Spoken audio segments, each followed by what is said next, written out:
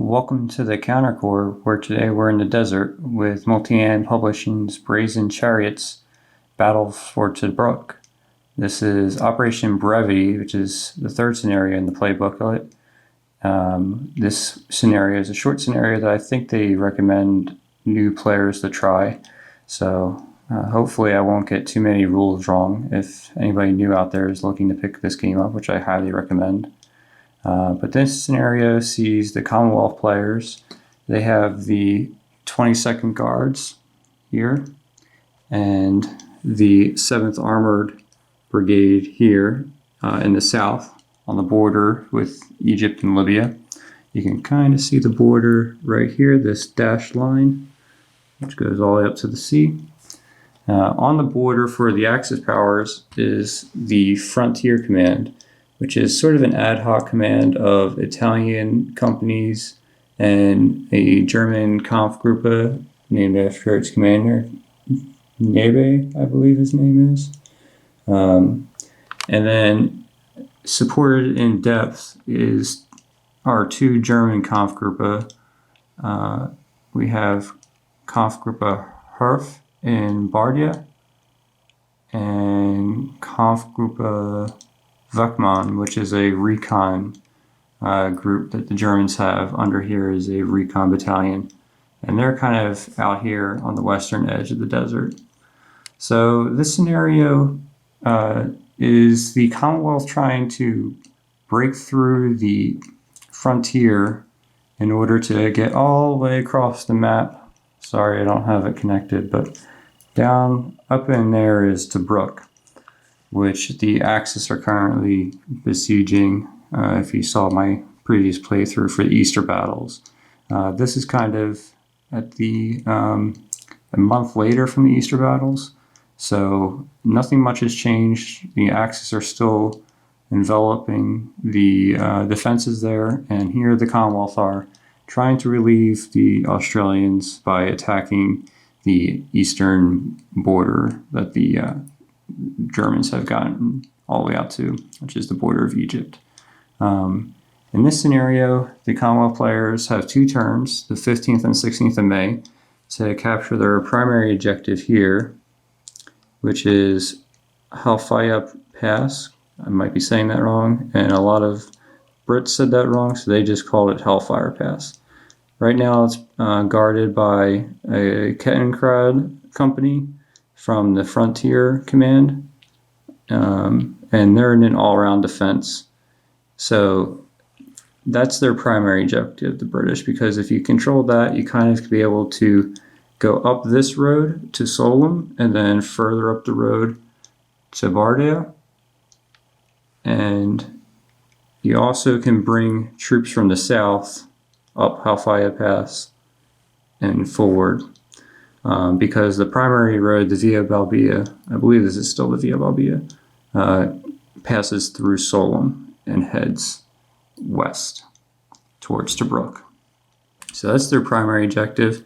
Their secondary objective, they have to capture one of these 3 objectives, which I've marked with these yellow cubes. So they have to either capture Solom itself, the barracks outside of Solom, or over here, Fort Capuzzo, which is an all-around fort next to the customs house.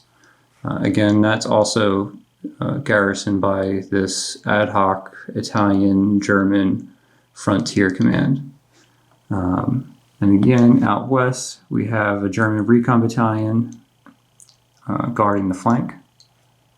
And for the Commonwealth, it looks like the 22nd Guards, their job is going to be attacking north up this road and trying to crack this nut from the south. While on the first turn, you'll see the Commonwealth also get reinforcements that come in from this board edge, the support column, which are some pretty good line infantry that they can bring in and attack from the east over here. And all the way in the south, the Commonwealth has the 7th Armored Brigade, which consists of a couple of infantry columns, a Royal Tank Regiment, and this recon unit, which is the 11th Hussars, Sorry, there it is, that recon unit, which will be helpful to drop some objectives later on so that the headquarters can drop a double objective and the recon unit will be able to drop a recon objective, and that will help be able to attack both directions if they decide to do that, or they can just attack up this road and keep dropping objectives as they push defenses out of the way. So it's a pretty straightforward scenario. It's a pretty fun scenario, I think. And like I said, hopefully I won't get too many rules wrong. So if you're getting into this game for the first time, you can kind of get a flavor for it and be compelled to pick it up yourself, because we could always use more BCS players out there. So I'll get this started, I'll get the camera set up, and we'll get into the first turn.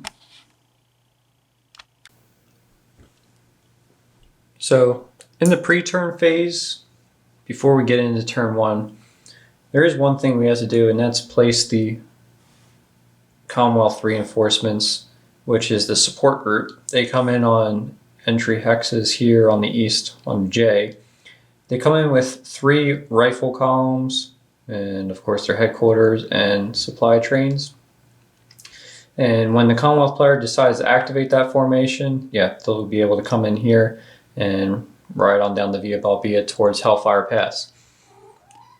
There's no weather and there's no air points or replacements, so with that we go right into the first activation, which in this scenario is with the Commonwealth player. For their first activation, the Commonwealth is going to activate the 22nd Guards Brigade, which is here on the southern flank of Hellfire Pass.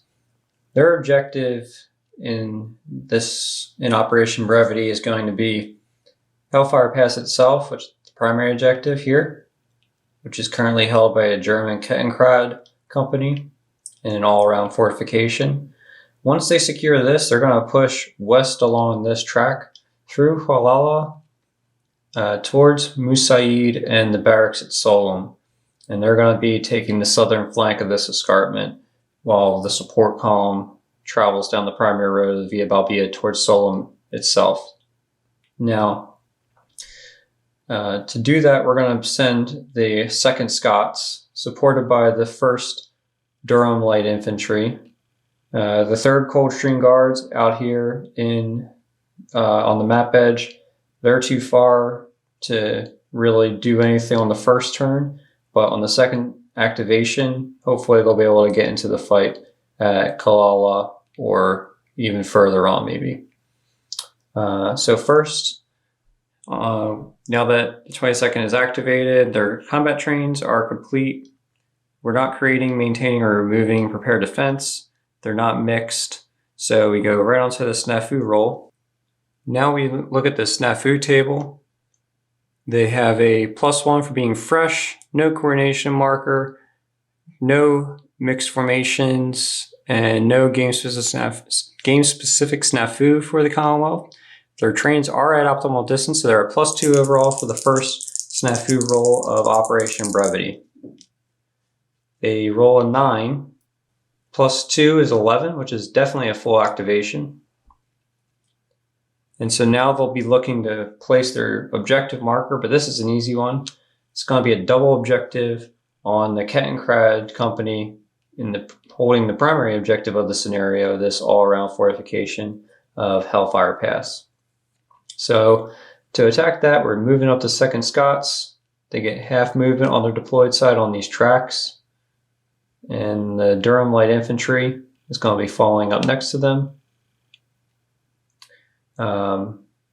We'll be using the Guards artillery point to fire suppression mission on this poor company in their defense, but they're in prepared defense though, and they're in all-around fortification, so we'll need to roll pretty high in order to ensure that we get them out of there. So in the first combat of Operation Brevity, the 2nd Scots have a 4 action rating. They do have an red AV support in the form of the 4th Royal Tank Regiment's Matildas. So that's +1. They're at the double objective zone for another +1. They get a suppression mission for +2, and they get an assist from the Durham Light Infantry for another +1 for a total of +5. So 4 and 5 is 9. On the German side, we have 4 for the Kettenkrad Company's action rating. They do not have support. The Frontier Command doesn't have support. But they have hex side terrain in the form of the all-around fort for +1, and they're in hex terrain for another +1, and they're in prepared to defense. So overall, +3. So 9 to 7 is a +2 on this attack roll for the Commonwealth. And they roll a 7, which goes up to 9, which means the attacker loses a step since the defender's in prepared defense, and the retreat is situational. Now, because they're in retreat, they don't retreat. I'm sorry, because they're in prepared defense, they do not retreat, but they do take a step loss. So the 2nd Scots are down to 5 steps now.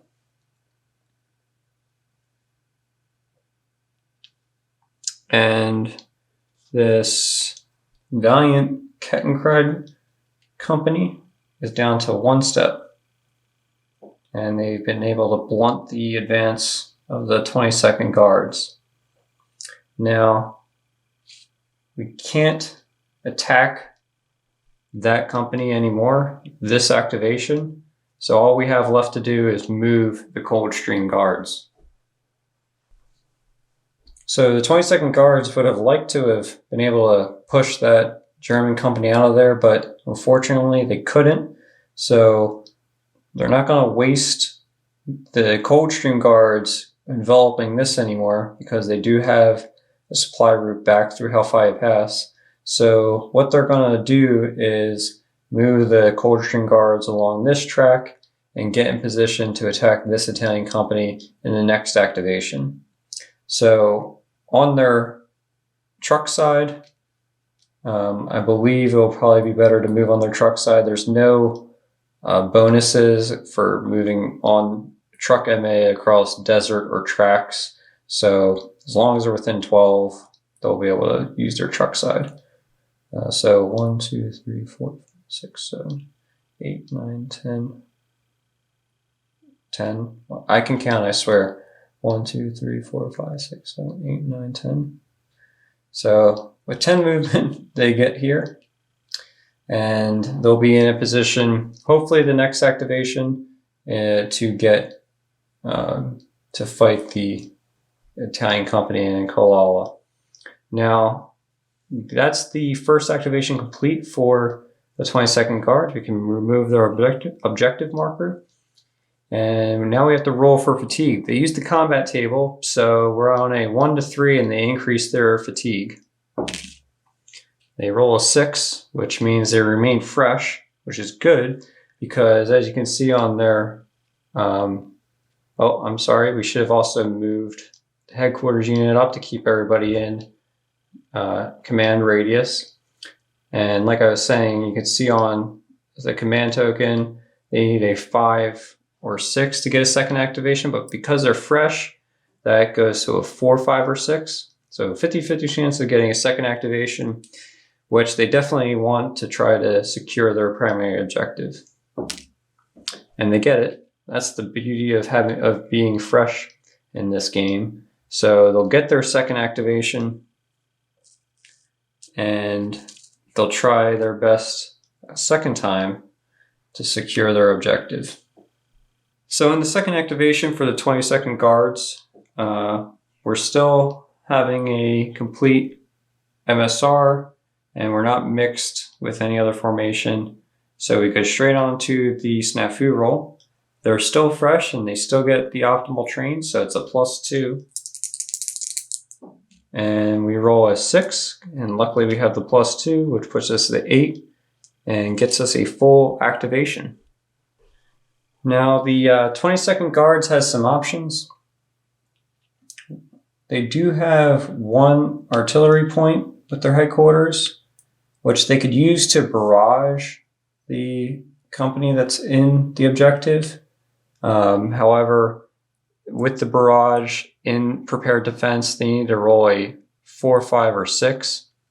So 50-50 shot basically of actually hitting it. However, we would save both of these units from having to engage in combat, and we could then move maybe the Durham Light Infantry to support the Coldstream Guards' attack on the Italian company in Kalala.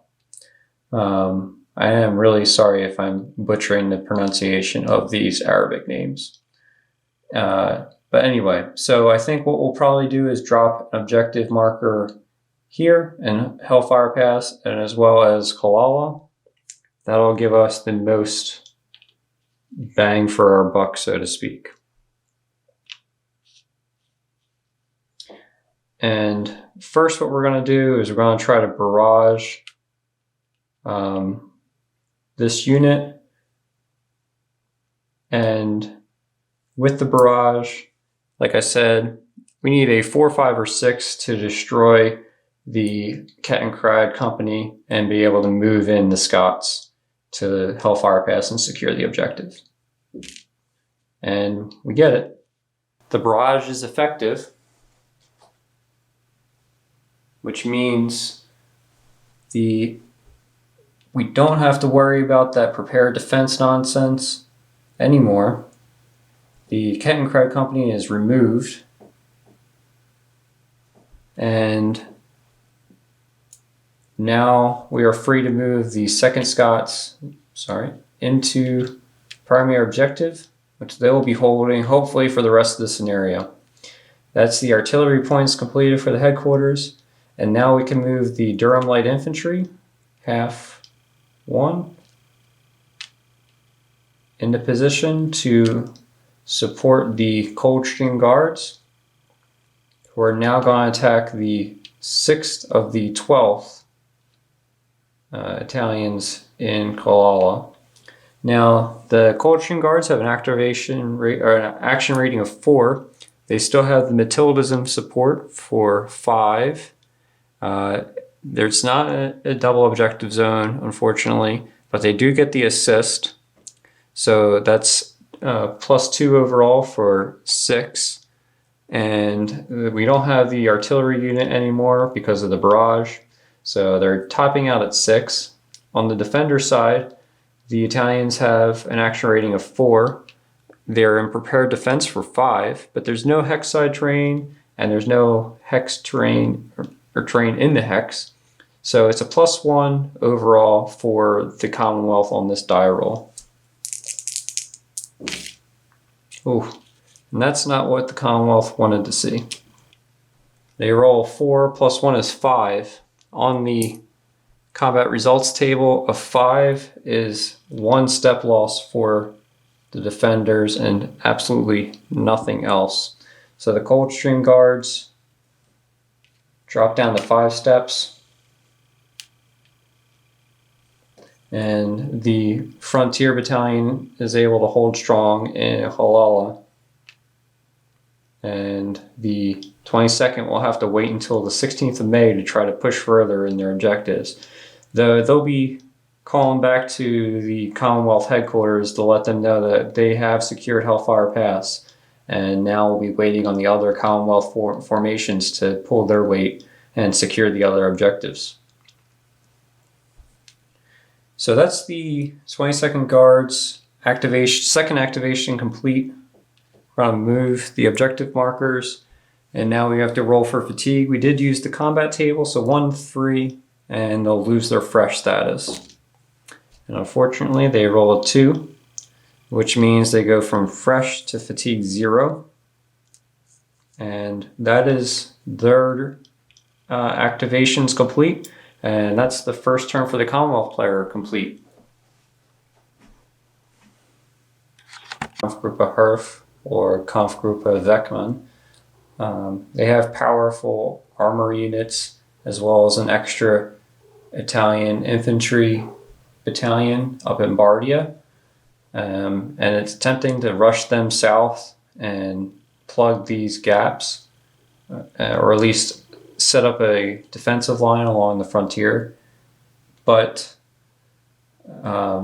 that would kind of put the initiative in the Commonwealth hand, and they'll be able to move where they want to move based on our movements, which of course it's better to go the other way around. So I think what the Axis player is going to do, he's going to activate the Frontier command, and we don't need to do much, but we're not going to be attacking. We're already in prepared defense, but we do need to move some of these outlying units to more favorable positions along the frontier, especially this motorcycle battalion that's out here on point 208.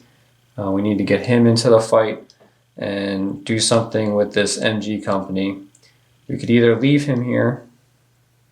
On his deployed side, he does have an activation rating of 4, and hopefully stymie the Commonwealth advance. But with all this open ground, it's possible that the Commonwealth player might just completely bypass him and push onwards towards either the headquarters or Fort Capuzzo. So what we're going to do is activate the Frontier Command and move around some units and see where that gets us. And basically we're activating the Frontier Command so that we don't have to activate the German Kampfgruppen in Bardia. So with the Frontier Command activated, they are in prepared defense. The best we could do is a partial activation on the snafu roll. So if we look though at the snafu chart, the Frontier Command is fresh. They aren't coordinated and mixed. However, for game-specific snafu, the Italian formations all get -3 on their snafu rate rolls. So we're already at -2. Their trains are at optimal distance for another +1, so we're at -1 overall on the snafu roll, and we just need to get a partial activation because that's the best we can get anyway. And that's just how it is playing the Italians in Brazen Chariots sometimes. With the double ones is a -1 for a 1, and that's good enough for a fail and a failure activation. So we just have to skip right now to going for that second activation. The Frontier Command gets it on a 5 or better. However, they're fresh, so 4, 5, or 6 gets them that second activation. And we get the second activation, so we get a second crack at the snafu table, and we're going to go straight to it. Still a -1. Let's see if we can get that partial activation. And that's a little bit better. Still trying to give us a 1, but with the 5, we'll be able to get the partial activation and get some movement in before the Commonwealth player gets a crack at us. So we're not placing any objectives, we're not doing any attacks because we get a negative DRM on the combat table with that. However, we are going to move this MG company further away from the Commonwealth player. Now on this secondary road, we do get half movement points with foot MA, so we're going to just move kind of as far back towards the frontier wire as we can and hopefully make the 7th Armored, which is down this road, use its movement side to get close to us. So we're just going to go half 1, half 2. Sorry, half 1, because we only get half movement. It's not much, but it'll have to do. Sorry about that. Half movement on the partial activation. We're also going to flip this motorcycle battalion to its move side, which means it gets 8 movement points. And with that, I think we're going to be able to get down here, hopefully 1, 2, 3, 4, 5, 6. So he'll be the secondary line of defense along this secondary road, which leads up to Fort Capuzzo, which is, of course, the secondary objective. We're not allowed to move the headquarters unit on a partial activation, or else we lose the prepared defense for everybody. So we're going to leave him here in Musaid with his Italian infantry company with him. It's exposed, and it's likely the 22nd Guards will make it to him on the next activation, but that will keep everybody within command radius anyway. Now the question is, do we want to move the Italian unit out of the barracks down to Hellfire Pass and hope that that helps prevent the support column coming up to Via Balbia? Or do we want to leave it here and hope that the German reinforcements can help the Frontier Command move its units over here after they relieve us on the Western Front? There being no good answer, I don't think, and I'm no tactical genius, I think we're just going to leave the rest of the units as they are, and call it the activation for the Frontier Command. They would have liked the 2 activations to get this MG company back to the Frontier Wire, but we were able to get the Motorcycle Battalion into place, and the Italians felt good for passing a snafu roll, so morale is high in the Italian camp.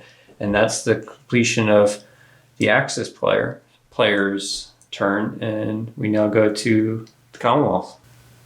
So with the Axis player successfully delaying a activation, forcing the Commonwealth player to make a move, the Commonwealth player is going to make the most obvious move he can make, which is to bring the support column onto the map and attack down the Via Balbia at this Italian unit in the all-around defenses in Hellfire Pass. So with the normal activation, we're going to flip the support headquarters to its use side.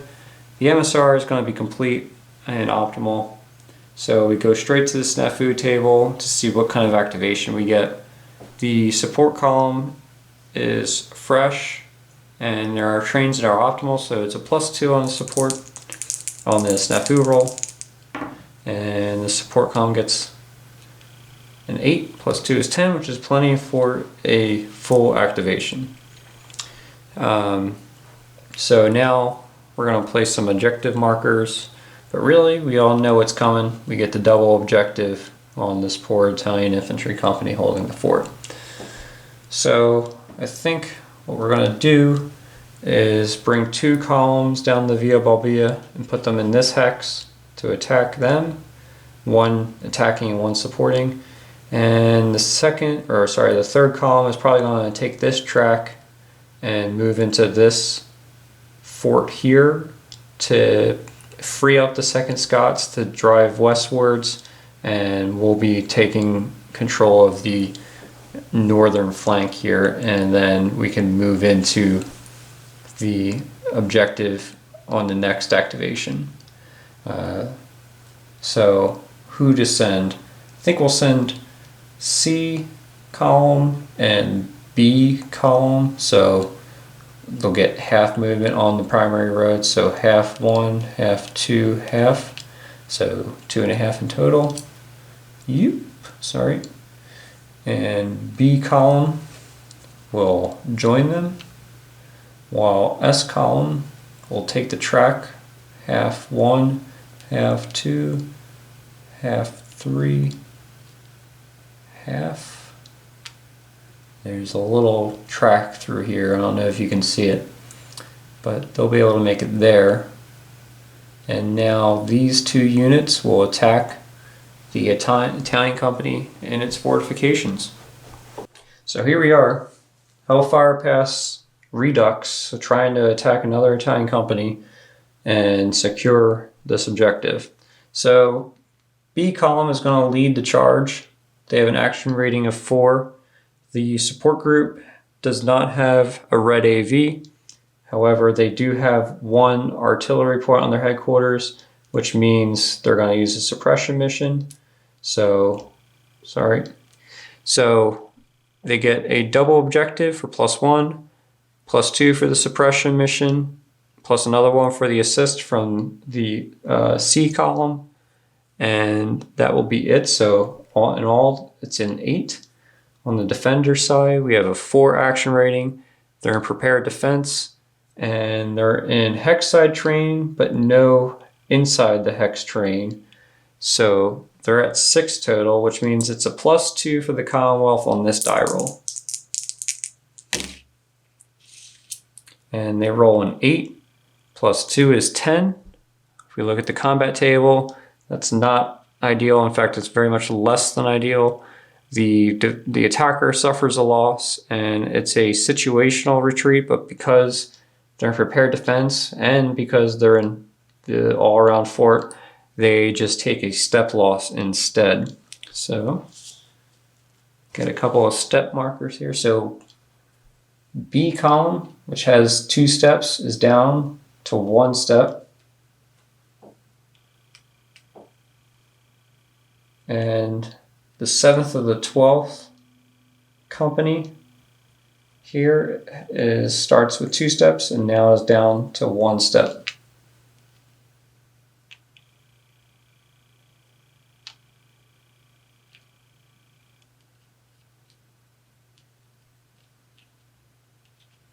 So that's about as well as it could have gone for the Italians, and as poorly as it could have gone for the Commonwealth, all things considered, because now that is the support group's first activation complete. They have no other movement or attack to do. So we're going to remove the objective marker and now roll for fatigue. 1 to 3, the support group has to increase its fatigue.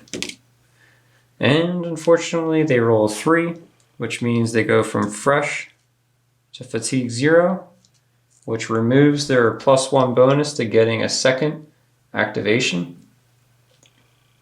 Because, as you can see, support group gets a second activation on a 5 or a 6. If they were fresh, it would be a 4, 5, or 6. But, as it is, they'll need a 5 or 6 now to get that second activation and get a second shot at that Italian company. Ooh, there you go. They do get it. They didn't even need that +1. So they're going to get a second activation and a second crack pending the snafu result at the Italian company in its defenses. So back to the snafu table. They're not fresh anymore, and their trains are still optimal. So it's a +1 on this snafu roll, and they're looking for that full activation. They roll 7, which is a +1 to 8, which is plenty enough for a full activation and a double objective marker on those Italians again. And we'll move into combat for the second time. So the battle lines are laid out. This time, the B column, since it's only on 1 step, we don't want to send him into the fray again. They're going to be assisting C column, who's going to lead the assault.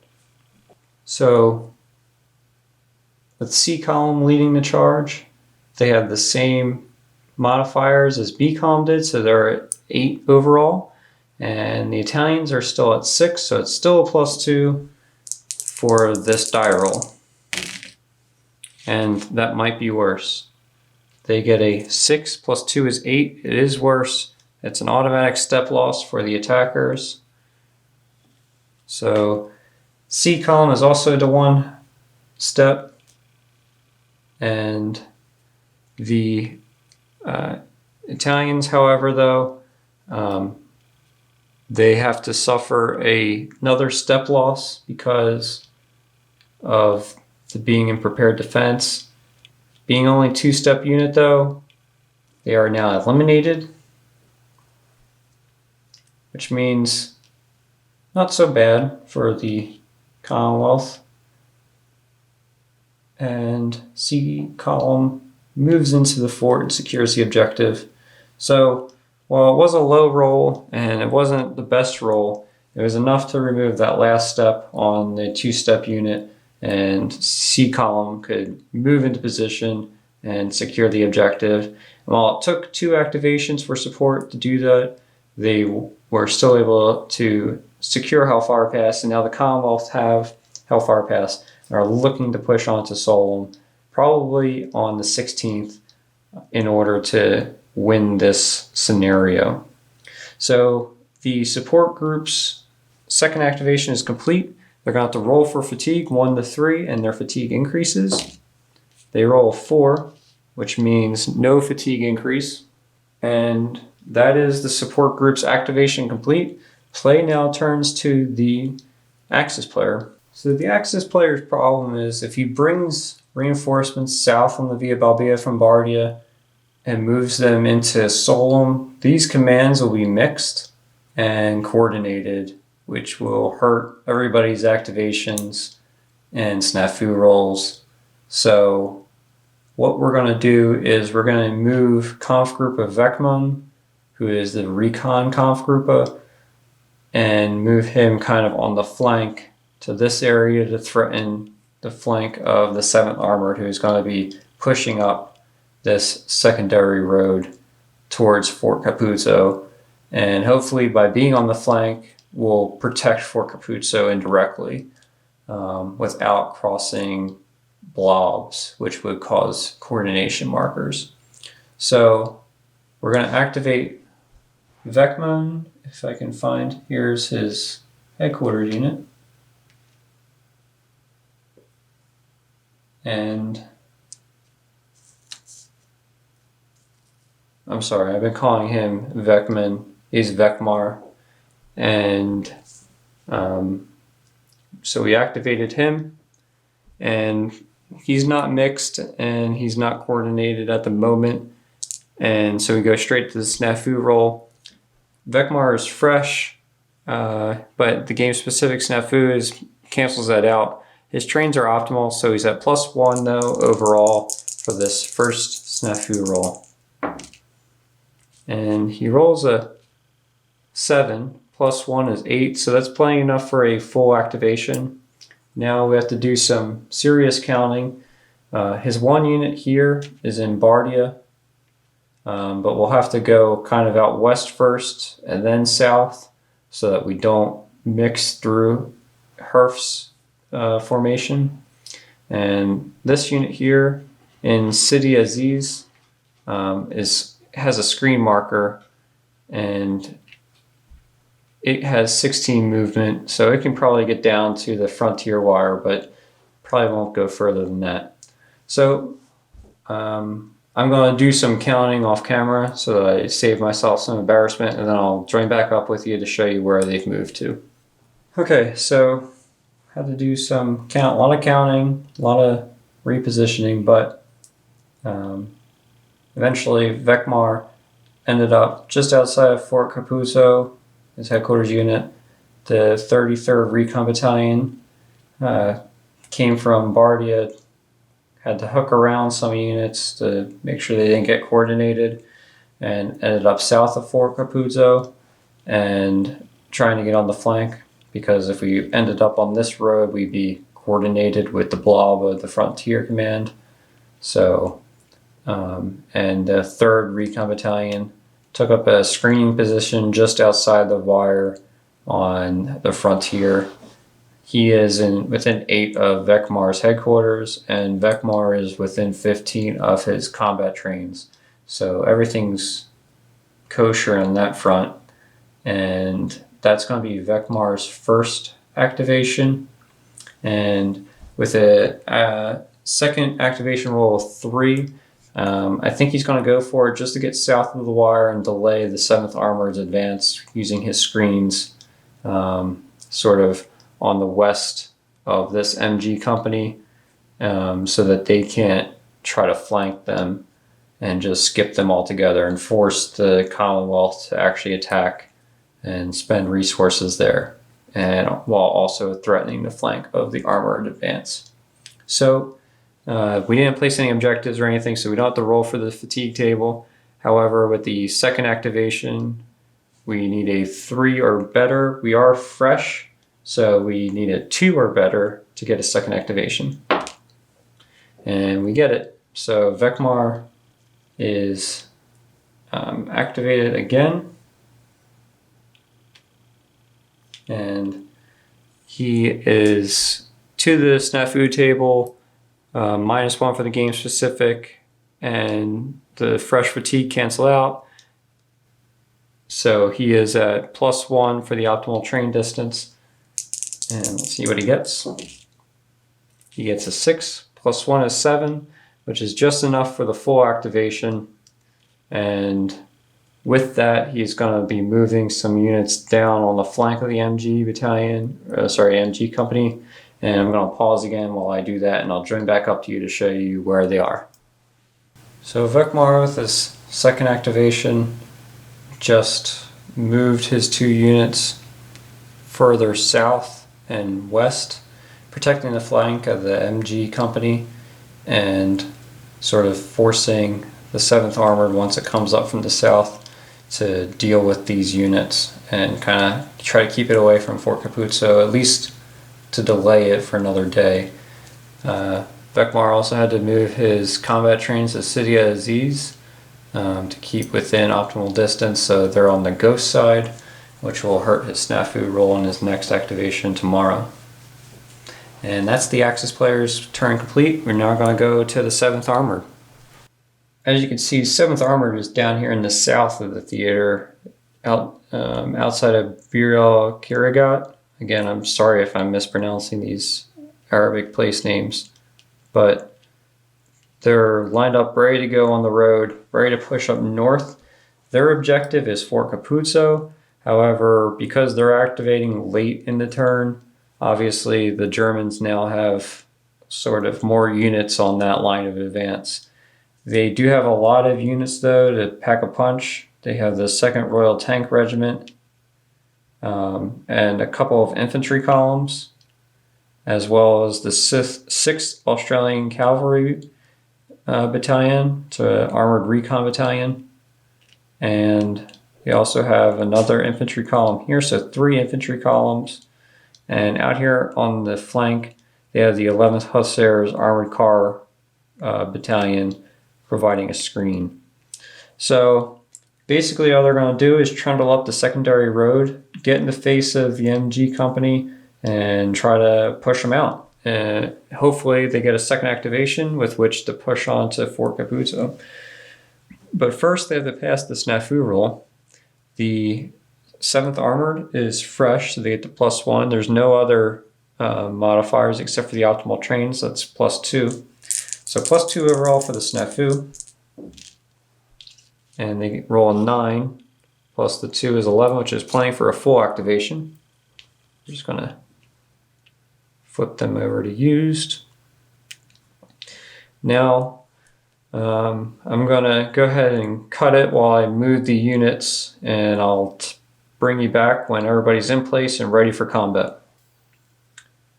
So in my excitement to attack some Germans, I forgot to drop the double objective marker. However, that wouldn't have affected my movement. The MG company was always going to be the double objective.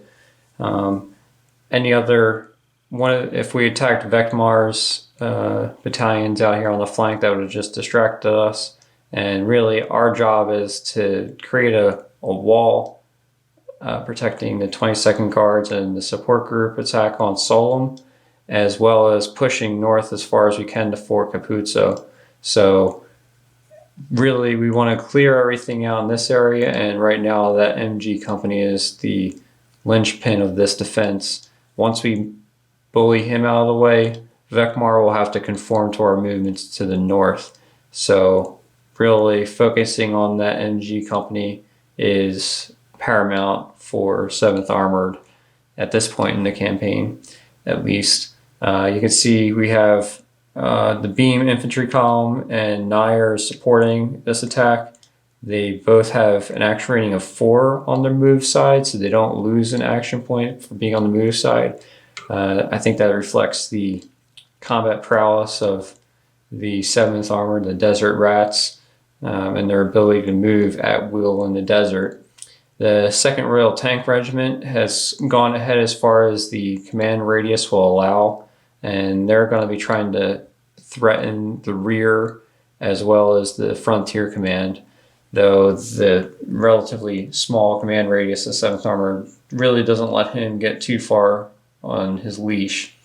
So for now, though, we're going to be focusing on the combat with the MG Company. So in this attack, the 7th Armored has an action rating of 4. We're attacking with the beam column here. 7th Armored does not have any red AV support, but they do have the double objective, and they're attacking with a suppression mission. The 7th Armored gets 1 artillery point, so that's up to 7 overall, and they're getting an assist from the Nair column for an 8, compared to the German unit, which is at a 4. Frontier does not have any support. However, they are in prepared defense for 5. There's no terrain, unfortunately, in this hex, so it is an 8-5 plus 3 for the Commonwealth on their attack against the Kettenkrad MG Company. And they roll a 7 plus 3 is 10.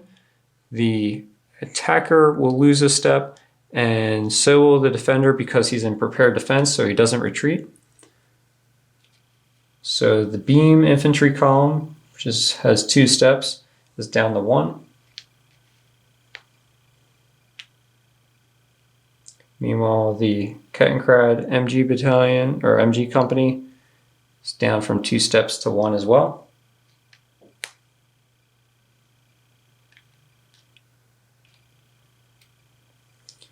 And unfortunately, that's going to be the activation for the 7th Armored. They would have liked to have completely routed that MG Company, but being fresh and being that they get a second activation with a 4, 5, or 6 on a normal without the +1, means that they'll probably get a second activation when the modifier is down to 3, 4, 5, or 6.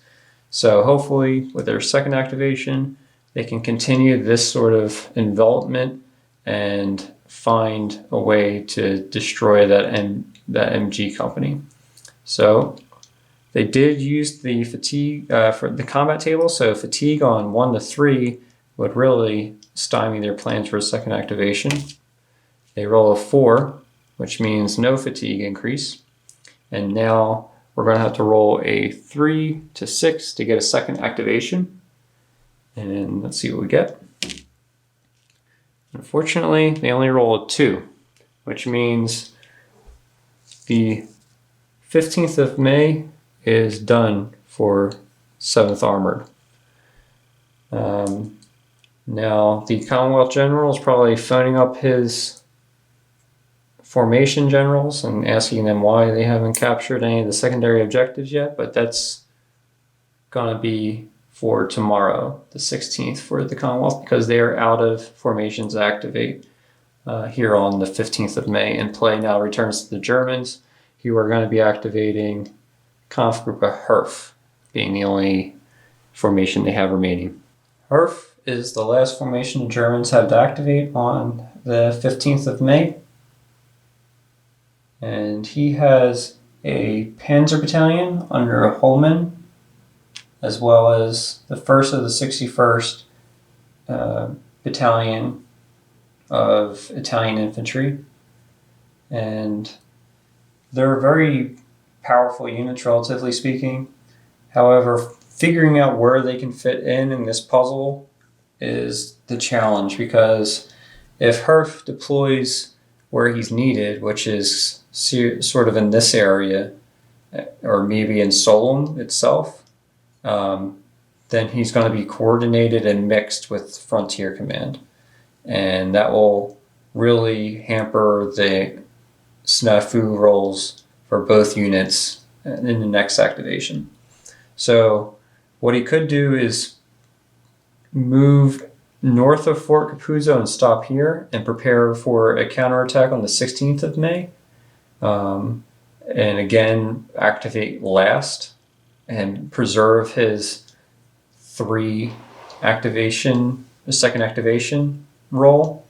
You can see he needs a 3 or more +1, so a 2 or more if he stays fresh to get a second activation. So what Herf is going to do is move his command north of Fort Capuzzo, I think, and end his activations there for the 15th of May. And then if the Commonwealth break into a secondary objective that needs to be counterattacked, he will move his Kampfgruppe into position to try to force them out. That might be too passive of a defense, but I think given the circumstances, it will preserve Frontier Command's ability to activate and his ability to activate on the 16th of May, because right now, while the Allies do hold Hellfire Pass, they don't hold any of the secondary objectives yet, so victory still looks possible for the Axis powers. So now with Herf activated, we have to do the Snafu roll, of course, and he is fresh, so he gets the +1, but the -1 for the game-specific Snafu puts him at 0. Optimal trains, though, gets him back to a +1. Let's see if he can get that full activation. And with boxcars, he easily gets it. And we're not placing an objective. We're just going to be moving people south. And let's see how he has a 4 on his deployed side.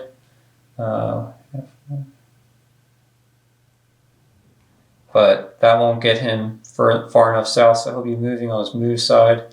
And with 14 movement, he'll easily be able to get to the outside of Fort Capuzzo. And this Italian battalion has a 12 with a 2 action rating and a 4 movement with a 3 action rating.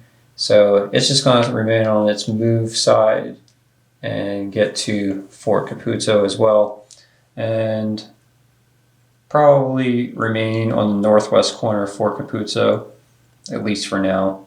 Herf himself will have to move further down the Via Balbia to remain in command radius of everybody, and I will check to make sure his combat trains are indeed within 15 in optimal distance.